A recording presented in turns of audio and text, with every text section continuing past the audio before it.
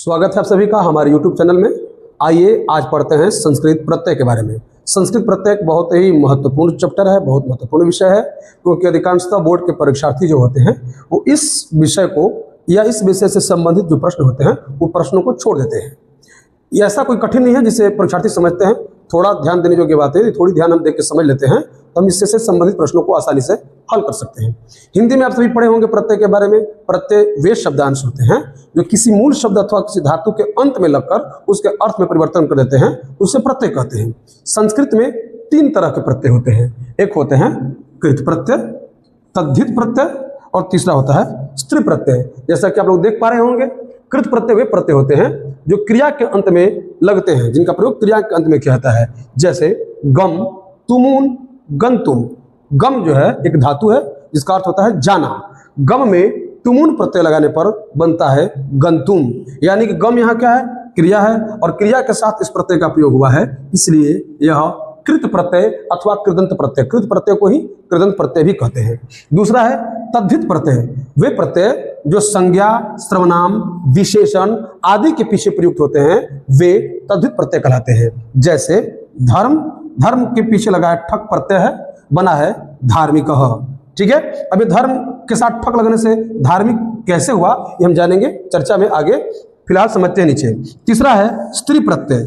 स्त्री प्रत्यय वे प्रत्यय कहलाते हैं जो पुल्लिंग शब्दों को स्त्रीलिंग में बदलने के लिए किए जाते हैं, वे स्त्री प्रत्यय कहलाते हैं। जैसे सुत, ताप, सुता। सुत मतलब होता है बेटा, बेटा मतलब पुल्लिंग शब्द है, पुल्लिंग है, और इस सुत को सुता बनाने के लिए यानी पुल्लिंग को स्त्रीलिंग बनाने के लिए हम संस्कृत में टाप प्रत्यय का प्रयोग करते हैं।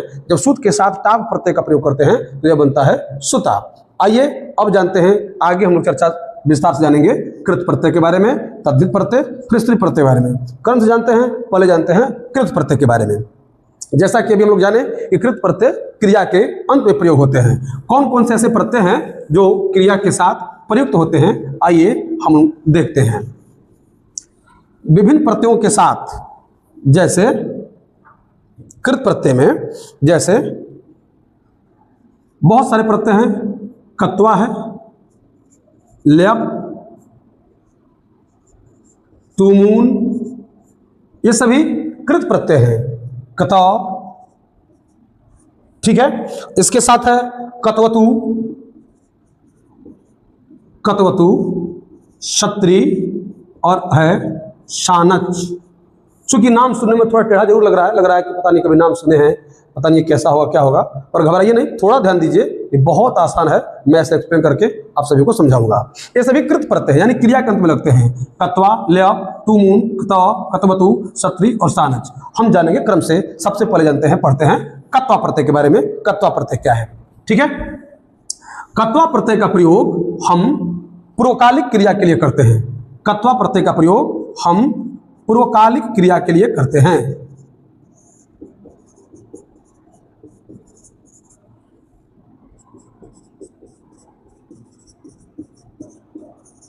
अब प्रश्न है पूर्वकालिक क्रिया क्या है? तो पूर्वकालिक क्रियाएं वे क्रियाएं हैं जो पूर्व में समाप्त हो चुकी है, अथवा यूं कह सकते हैं कि मुख्य क्रिया से पहले जिस क्रिया का निष्पादन किया जा चुका है, मुख्य क्रिया से पहले जो क्रिया समाप्त हो चुकी है उसे हम लोग कहते हैं पूर्वकालिक क्रिया। हिंदी में एक उदाहरण देख लेते हैं। जैसे वह खाना खाकर सो गया, वह खाना खाकर सो गया। ठीक है, इस वाक्य में मुख्य क्रिया है सोना। इस वाक्य में मुख्य क्रिया है सोना, पर जो कर्ता है वो एक मुख्य क्रिया से पहले एक क्रिया समाप्त कर चुका है, पूर्व में क्रिया हो चुकी है। पूर्वकालिक का मतलब ही होता है, पूर्व मतलब होता है पहले और काल मतलब होता है समय, यानी जो क्रिया पहले के समय में समाप्त हो चुकी है उसे पूर्वकालिक क्रिया कहते हैं। पूर्वकालिक क्रिया को पहचानने के लिए एक ट्रिक है, उसके साथ कर अथवा करके का प्रयोग किया गया होता है। कर अथवा करके, जैसे खाना खाकर।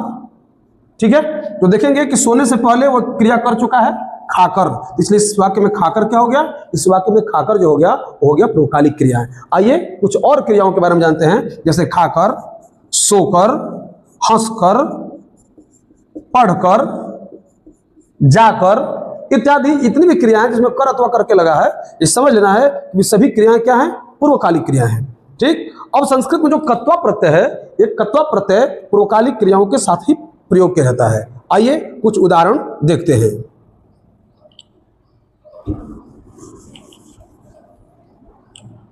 जैसे मयूरः, मयूरः मेघम दृष्ट्वा नृत्यति, यानी मोर मेघ को देखकर नाचता है। तो जरा ध्यान समझेंगे, मयूरः मेघम दृष्ट्वा नृत्यति, अगर दृष्ट्वा को हटा देते हैं तो होता है मयूरः मेघम नृत्यति, ये भी गलत हो जाएगा, इस दोनों को हटा देते हैं। मयूरः नृत्यति, मोर नाचता है, किस क्यों नाचता है? बोले मेघम दृष्ट्वा, मेघ को देखकर। तो यहां ध्यान देने योग्य बात है, मेघ को देखकर, मोर मेघ को देखकर नाचता है। यह जो देखकर प्रयुक्त हुआ है, तो देखकर का धातु होता है दृश्य धातु होता है, और दृश्य में कत्वा प्रत्यय का प्रयोग किया जा चुका है। दृश्य कत्वा प्रत्यय का जब प्रयोग करेंगे तो होगा दृष्टवा, ठीक है। इसी प्रकार से जितनी भी क्रियाएं हैं, उन पूर्वकालिक क्रियाओं में जिसमें कर अथवा करके लगाया गया होता है, उन्हीं क्रियाओं के साथ कत्वा प्रत्यय का प्रयोग किया जाता है। हालांकि परीक्षा में इतने विस्तार से और चर्चा से डेफिनेशन वगैरह, परिभाषा वगैरह नहीं पूछा जाता है। परीक्षाओं में ये कत्वा प्रत्यय से जो प्रयोग किए गए जो कुछ क्रियाएं हैं, उन्हें पहचानने के लिए वैकल्पिक प्रश्नों में आते हैं ऐसे प्रश्न, ठीक है। और दूसरा एक एग्जाम्पल देख लेते हैं। जैसे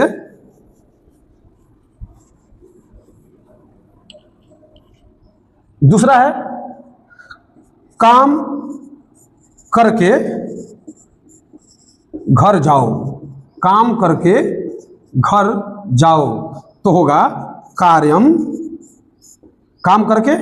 अब इसमें करके लगा है, तो कर जो है वो क्री धातु से बना है, तो क्री में कत्वा प्रत्यय लगा देंगे तो हो जाएगा कृत्वा, कार्यम कृत्वा घर गृहम गच्छ, ठीक है। यहां देखेंगे क्री धातु है, क्री मतलब होता है करना, और इसमें करके लगा है, तो मैंने पहले बताया कि कर और करके जिसमें लगा हो वो पूर्वकालिक क्रिया है, ठीक है। जाने से पहले, जाना मुख्य क्रिया है, और जाने से पहले एक काम पूरा करना है, वो क्या करना कि काम है वो करना है, इसलिए ये करके लगा इसमें, तो करके लगा तो इसमें कत्वा प्रत्यय का प्रयोग बनके कृत्वा बना है। उसी प्रकार बहुत सारे एग्जाम्पल है। आइए कुछ और उदाहरण हम आसानी से समझ लेते हैं। जैसे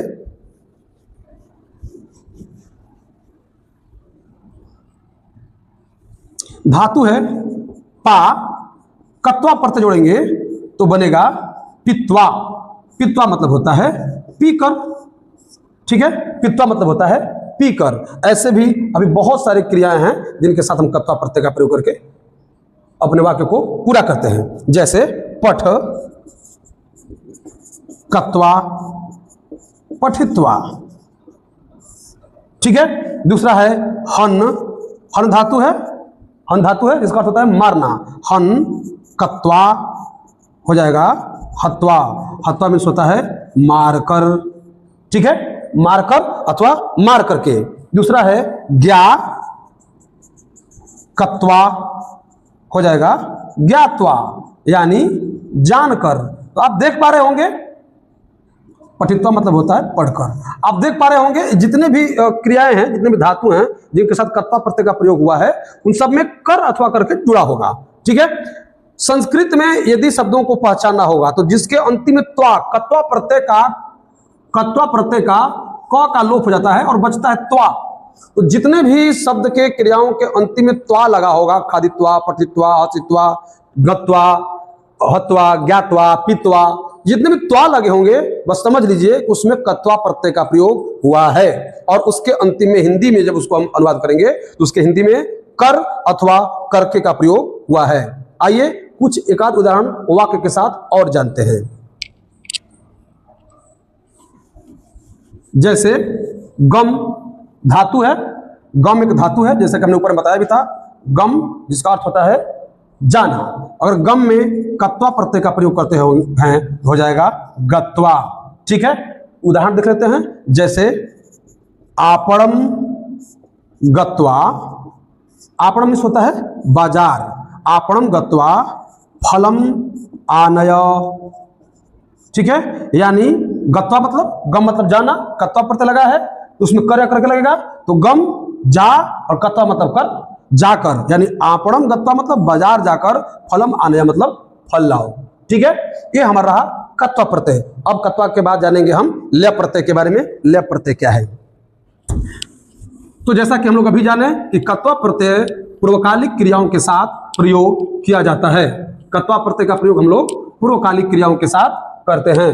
ठीक है, अब अगला है, जानते हैं लेप प्रत्यय। लेप प्रत्यय क्या है? ध्यान देने योग्य बातें हैं, ये बहुत आसान है। लेप प्रत्यय का प्रयोग भी हम पूर्वकालिक क्रियाओं के लिए ही करते हैं। लेप प्रत्यय का प्रयोग भी हम पूर्वकालिक क्रियाओं के लिए ही करते हैं। पूर्वकालिक लेप प्रत्यय का प्रयोग पूर्वकालिक क्रियाओं के लिए किया जाता है।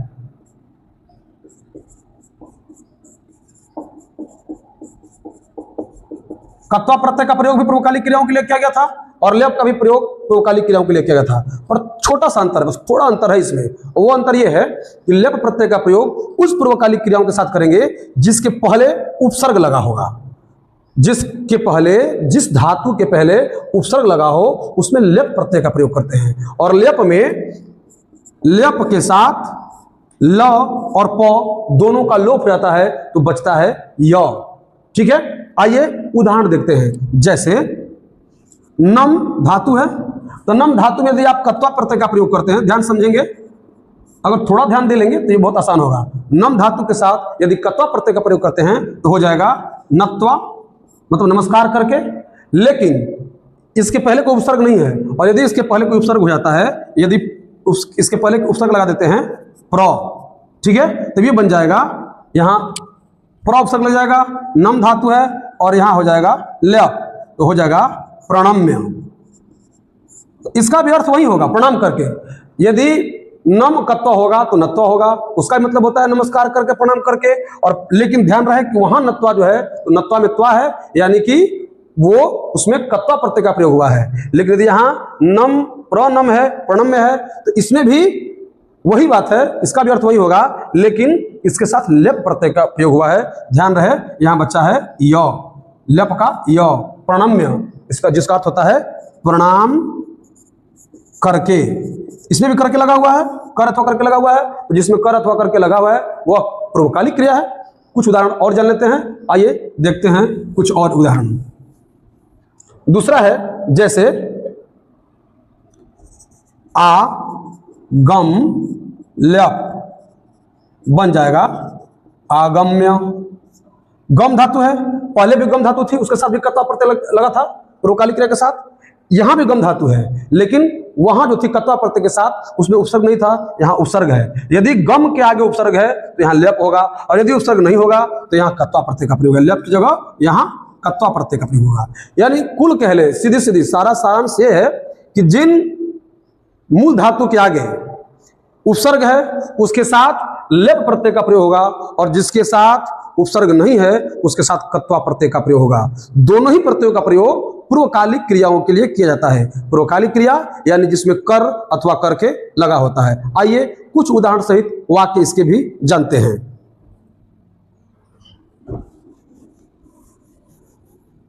जैसे गृहात् आगत्य पाटलिपुत्रम गतः। गृहात् आगत्य पाटलिपुत्रम गतः, यानी घर से आकर पटना गया। तो आकर आना है, पटना गया, जाना जो है वो मुख्य क्रिया है, लेकिन मुख्य क्रिया से पहले क्रिया हुई है। कौन सी क्रिया हुई है? पहले घर आया है, इसके बाद गया है। तो आकर जो है जिसमें कर अथवा कर के लगा है वो क्या है? वो है पूर्वकालिक क्रिया। ठीक है, आकर जो है वो है पूर्वकालिक क्रिया जिसके साथ कर अथवा करके लगा है। ठीक है, दूसरा और उदाहरण देख लेते हैं। जैसे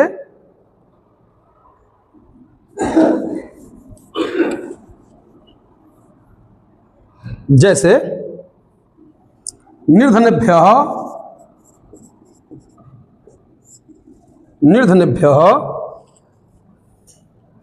धनम प्रदाय धनिकम गतः।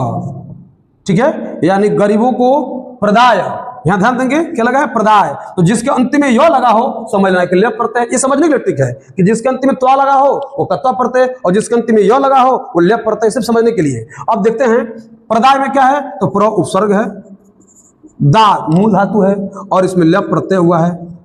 ठीक है, प्रदाय दा मतलब होता है देना, प्र उपसर्ग है तो यानी हो जाएगा देकर, गरीबों को धन देकर अमीर चला गया।